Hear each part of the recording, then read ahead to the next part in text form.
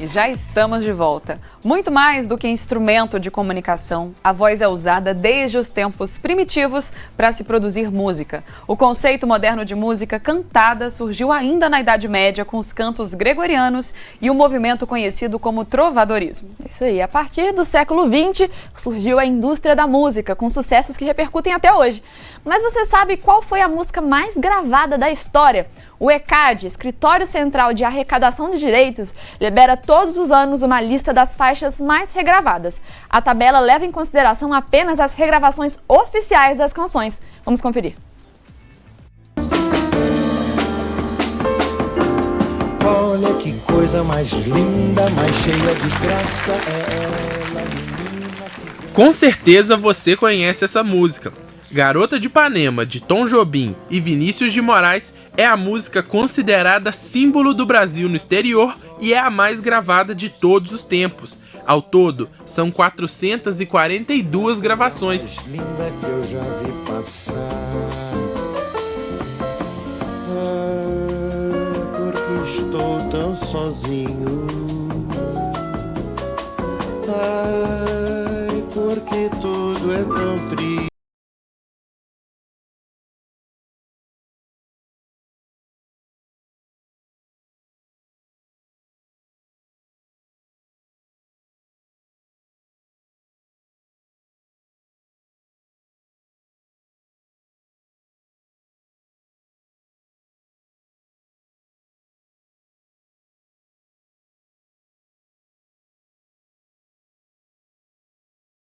De Braguinha e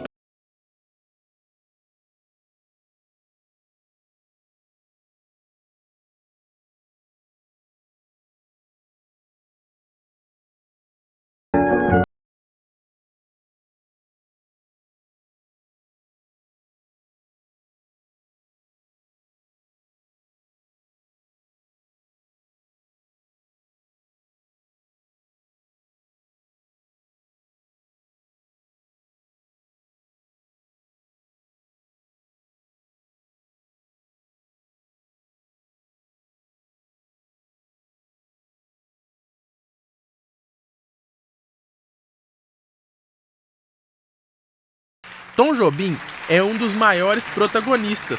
O carioca emplaca nada mais, nada menos que 5 músicas no top 10. As composições do músico são recheadas de elementos da bossa nova, sendo frequentemente utilizadas em séries, aberturas de novelas e filmes. Eu Sei Que Vou Te Amar, Corcovado e Wave, Chega de Saudade e Desafinado são alguns dos exemplos. E diz a ela que sem ela não pode ser. Nossa, que lista maravilhosa. Mari, não sei se você tem uma preferida, não acho nem que a gente precisa ter, o melhor mesmo é não escolher, né? Mas ali, assim, o meu coração dá uma aceleradinha quando começa a tocar Tom Jobim. Eu sou uma amante da bossa nova, aquela voz, né, que dá a sensação de que está sendo cochichada, né, no nosso ouvido. Eu amo a sensação. Com certeza. Eu gostaria de destacar aqui a Asa Branca, Bárbara. Eu acho que é uma das que mais me marcou e que ainda me marca, porque remete muito à infância. Principalmente uma coisa curiosa, quem já comprou a flauta, essas flautas, né, flauta doce, a flauta doce, que a gente às vezes ganha na infância para aprender a tocar, às vezes tem aula na escola, às vezes ganha até como brinquedo. Costuma ser, né, esse primeiro instrumento. Exato, ela costuma vir com um encartezinho que ensina a tocar a primeira música que você vai aprender, que geralmente é a Asa Branca. Então remete a tudo isso, assim, e várias versões também de regravações incríveis dessa música, que com certeza ainda vai ser ela e todas as outras dessa lista ainda vão ser muito regravadas. E tem viu? toda uma valorização também do aspecto regional, né? E às vezes numa época em que isso não acontecia tanto, então sem dúvida, assim, essa lista tá maravilhosa. Fantástico. Agora a gente vai mudar de assunto. Bárbara, eu quero saber, já aconteceu com você de comer um pãozinho de manhã e ter aquela triste surpresa de que a sua comida mofou? Inclusive recentemente, assim, eu já consegui ver ali na beiradinha do pão, falei, acho que mofou e fiquei naquela dúvida, né? Fiquei sem saber se eu podia, né, consumir ele ou não, e é uma experiência desagradável, né, e mais comum do que a gente imagina. E bate a dúvida, será que eu posso cortar aquele pedacinho ali que está mofado? Ou então, se por acaso eu comer, estou em perigo? Por isso a gente convidou uma nutricionista para responder a essas perguntas, olha só.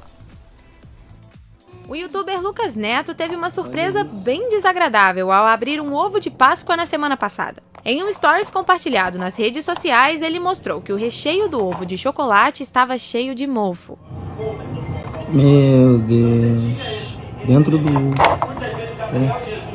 Nas imagens, o youtuber conta ainda ter comido metade do ovo antes de perceber que o produto estava estragado. Outro assunto que ganhou destaque recentemente nas redes sociais foi a decisão da Anvisa de suspender a fabricação, comercialização, distribuição e uso dos alimentos da marca Fugini, depois de uma inspeção sanitária identificar falhas graves relacionadas à higiene. Esses são apenas 2 dos muitos exemplos de casos que são postados todos os dias na internet sobre alimentos que são comprados já em estado inadequado para consumo. Por isso, a nutricionista Jéssica Horta explica melhor os riscos de consumir alimentos fora da validade.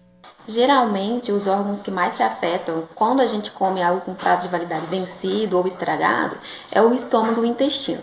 Então, geralmente, dor de cabeça, enjoo, vômitos, diarreia é o que mais acontece quando se come algo que passou da validade. Alimentos mofados, né? A gente acompanhou recentemente o caso do influenciador Lucas Neto, que se alimentou de um alimento mofado. Então é importante a gente sempre atentar, além do prazo de validade, a conservação desse alimento. Olhar a aparência mesmo, como é que está esse pão, como é que está essa fruta. Tem alguma parte branquinha, tem o pão, tem alguma coisa diferente? E sempre eliminar, então, esses alimentos mofados, não consumir de forma alguma esses alimentos mofados. A nutricionista explica ainda que alguns alimentos têm mais probabilidade de mofar. Pães, queijos, frutas, legumes, verduras. Então é importante a gente tentar a conservação desses alimentos. Sempre manter por poucos dias, são alimentos perecíveis, então alimentos que a gente tem que comer rapidamente. Então evitar o armazenamento longo e sempre ficar de olho na aparência desse alimento. E aquela antiga dúvida que muita gente tem de e se eu cortar essa parte mofada e comer o resto? Isso é mito ou tá liberado de fazer?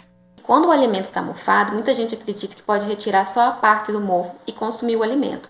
E na verdade não. Os esporos dos fungos se espalham com muita facilidade no alimento, então a gente deve eliminar completamente esse alimento e não apenas cortar a parte que está o mofo. Então, que é muito perigoso consumir alimentos mofados, consumir alimentos com prazos de validade que já se passaram.